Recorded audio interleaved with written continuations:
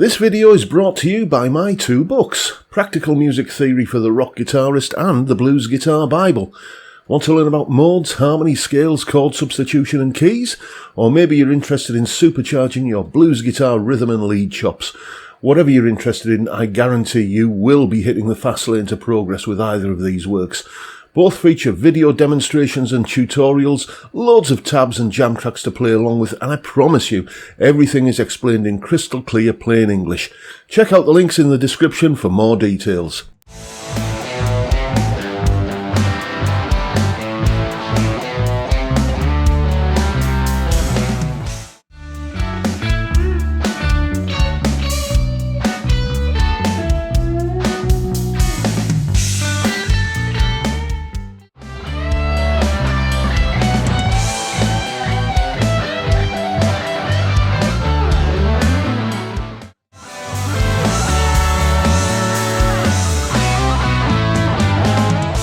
Hello chaps, welcome once again to John Robson Guitar Tuition. As always, I do hope you're well. Let's talk about keeper guitars, shall we? Or you might want to call them forever guitars. Guitars that, when you get them, you just kind of bond with them. It may happen instantly, it may take a little while, but they become guitars that are just part of the fixtures and fittings, instruments that you really can't ever see yourself getting rid of. It's a little bit of a dangerous label to give a guitar, because any brand new guitar, any new guitar day guitar, that's always fantastic, isn't it? You love that guitar because it's new and it's got the, it might still even have the tags on it, might have the plastic on the pickguard and the pickups and everything, and just the, taking that off, and that's, just that whole new guitar ritual that we have. It's easy to convince yourself that, oh, this is a keeper. But it can often take a little bit longer than that. Once that new guitar novelty is worn off, I mean, classic example of that was a guitar that I mentioned in a recent video I did with Steve Cassidy, The Lamb, and Budget Guitar Show Johnny. When the PRS Vela, was it Vela? Not sure how it's pronounced, but that one, when that first came out, it was, I imagine that there was somebody in the PRS factory with a picture of me on his desk saying, let's make a guitar for that fat bloke in Redcar. And I lusted after one. I coveted one. Vintage voiced humbucker at the bridge, big fat sort of P90-ish single coil at the neck. Oh yes, that'll do for me, thank you very much. Trouble was, at the time I couldn't afford to buy one, and my fortunes changed, and I think it was about 2022 or thereabouts, I found myself in a position to be able to spring for one. I used one, but it was in good condition. And I loved that guitar when it arrived. It was like, yes, the guitar that I've been really, really kind of wanting for years now. I finally got one, and it's fantastic, and I love it. And thing is, though, I used to put it on the stand over there and just sit at my desk here and just kind of glance over at it. And, yeah, lovely.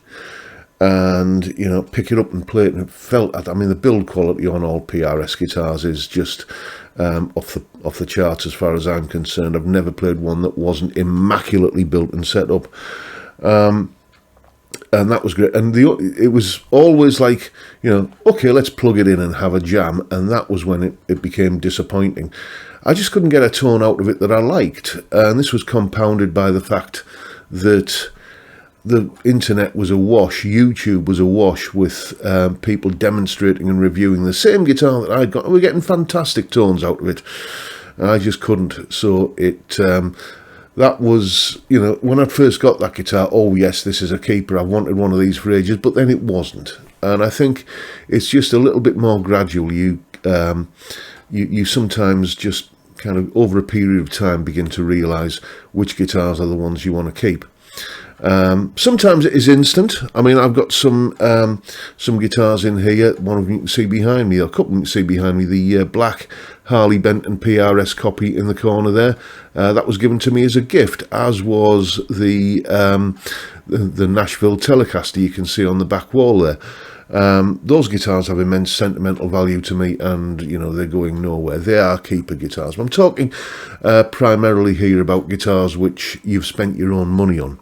How do you know when a guitar is a keeper? Well, there's a couple of ways. Especially it's a budget guitar, and you're thinking, yeah, there's something much better in it's a great guitar, I love it, but there's something better that can be made of it. And you end up spending, maybe a considerable amount of money on a guitar, budget or mid-price, budget-ish, kind of cheaper end of the market guitar, and you're never going to get that money back. One such instrument is this one. This is a Humble Jet JT350, which I've told the story of this guitar many times. But basically, I spent a considerable amount of money getting stainless steel frets put into it. That's money I'm never ever going to see back. Likewise, a little bit more upmarket. This is a £500 PRS SECE24. This has had the stainless steel fret treatment as well. That's money I'm never going to see back if I decide to sell this guitar. So it's once your train of thought moves to yeah, well, I know I'll never get that money back, but I don't care, because I'm never going to sell the guitar, then I think that's a pretty good indication that a guitar is a keeper. Another way that you can sort of begin to detect that a guitar is a forever instrument is when it is an expensive guitar. It might be a collectible guitar, but it's just not something. You just want to kind of tweak it a little bit. And a good example of that is this one, the Greeny Les Paul, currently in the hands of Kirk Hammett. You know the story of this guitar. I don't need to. Peter Green's old 59 Les Paul that got passed on to Gary Moore, and then it's currently owned by Kirk Hammett. When Gary owned that guitar, he instructed his guitar tech to put some Grover machine heads on it, and the guy was absolutely aghast, But you'll devalue it, because it's a reversible mod. But if you put it back to stock original, then you're still going to have the screw holes left by the Grovers. So it's not. You have devalued the guitar. And Gary said, "I don't care. It's never going to get sold." Ironically, it did end up getting sold, and I don't think the Grover machine heads actually harmed the value of it really in the long run. So. What I'm going to show you now are the two guitars you've just seen, guitars that I've spent, some would say, a silly amount of money on upgrading that I'm never going to see back, but I don't care. Here they are in a little bit of a mix, and then we're going to talk about a guitar that I'm going to approach from the opposite angle, a guitar which is probably going to end up getting devalued by some work I want to get done on it. Here's the tune.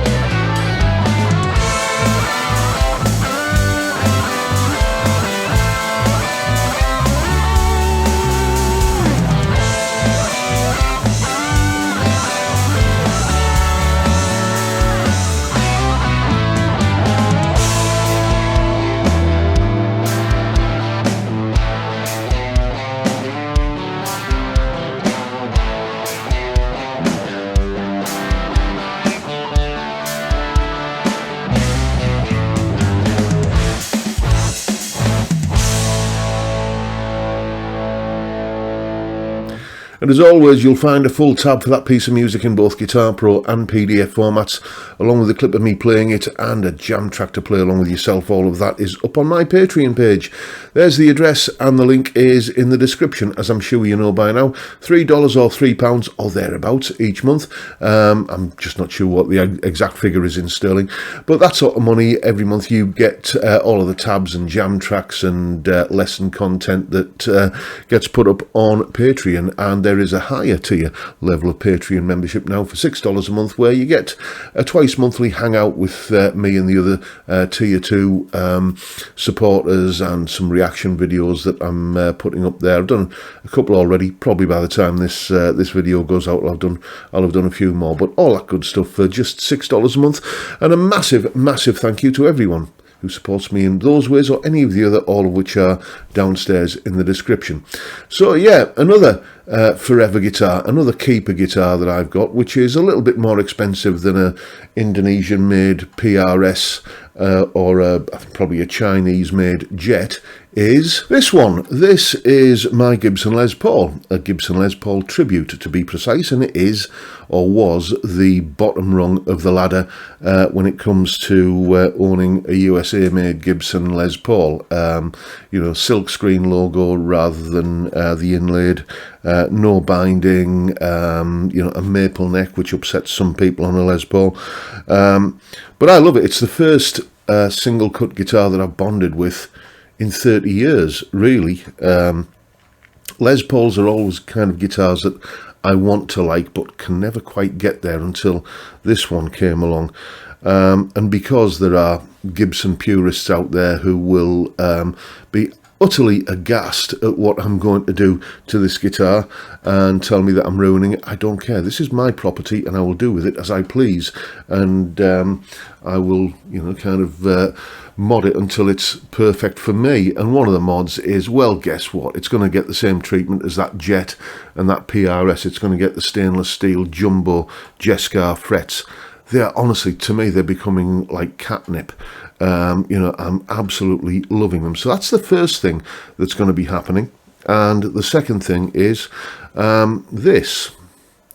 This is a New York Police Department challenge coin that was very generously given to me by a viewer of this channel. You sometimes see him, well, you quite often see him, you always see him in the chat on the Friday live stream. He goes by the moniker Grandpa Joe. He's a retired NYPD cop, and he sent me this just as a little token of appreciation. Now, I don't imagine that they hand these things out you know, too readily. I'm not sure, but this is something, Joe, that I treasure, and this is going to continue its life in this guitar here. I've spoken to the good folks at Agrajag Guitars, who do all of my work on my guitars, and what they're going to do is they are going to inlay this challenge coin somewhere. Where's the centre line? Somewhere about there on the centre line. Get it flush with the, or as flush as possible on a curved surface, flush with the body on the guitar, that and the stainless steel frets, and then, you know, that's not a guitar I can ever sell then, is it? That is, you know, by definition a keeper guitar, and I'll keep you posted on the work there. Just for full disclosure, I'm recommending and kind of bigging up Agrajag Guitars here because they are fantastic. The work that they've done on the Jet guitar and the PRS that you saw earlier, I did get a little bit of a discount on that because I'm making, you know, videos where I'm talking about Agrajag Guitars. I'll put a link to their website down in the description. Their work is fantastic. I would have been more than happy to pay full price for the work that was done. They offered me the discount. I didn't solicit it, but this does technically make it a sponsored video. And those are the plans that I've got for me Les Paul. That's how, if it wasn't already a keeper guitar, which it is, that's how it's going to be a nailed down cast iron 24 karat gold plated copper bottomed keeper guitar. So yeah, I'll keep you posted on the story of that guitar. But for now, that is the video for today, folks. Hope you've found it entertaining in some small way, and if that's the case, please hit the like button and the subscribe and notification bell and all that sort of stuff. And let me know your thoughts on keeper guitars down in the comments. You know, is there a guitar that is maybe a humble guitar that you've got that you will never ever part with, and maybe you've spent more money on it than the guitar is actually worth? Is there like a ridiculously vintage collectible guitar that you've got that you've just personalised because it's your guitar and you can do that, but in doing so you've you've knocked a significant amount off the book value of the guitar? Let me know down in the comments. But that's it for today, folks. Don't forget the live stream every Friday 5 PM UK time, where we drink beer and talk about music and guitars and all manner of stuff. It's a great way to kick off the weekend, and I'd love to see you there if you can make it. But for now, I'll bid you all a good day and say thank you so much for watching. Thank you for your time. Look after yourselves, folks. Stay well, stay safe, and above all, stay sane. Bye for now.